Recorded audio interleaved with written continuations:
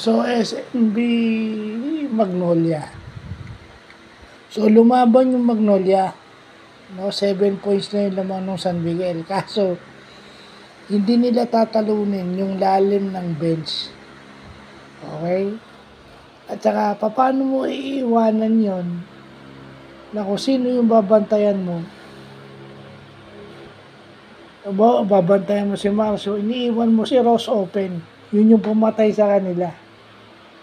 Si Ross yung naiiwang bukas, second half. Then si Marcio. Then iiwanan ka naman ng mga slasher na to, si Jericho Cruz, si Troliano, yung mga ganun. Kumbaga malalim yung Magnolia. 8-man deep yung Magnolia, 9 or even 10.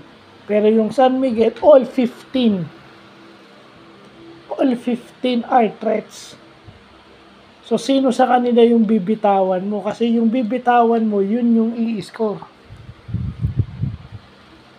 Si Marcio nung second half, si Marcio nung first half, then si Chris Ross.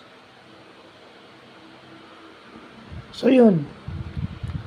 Mahirap talunin yung San Miguel kasi pag binitawan mo, at saka meron silang Junmar eh. Meron silang Junmar na sure 2 points. Na silapot na yung bantay pero wala pa rin nangyari.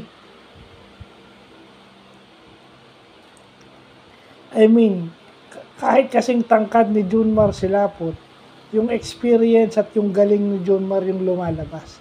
Hindi naman magiging 7-time MVP yun kung hindi yun magaling, di ba?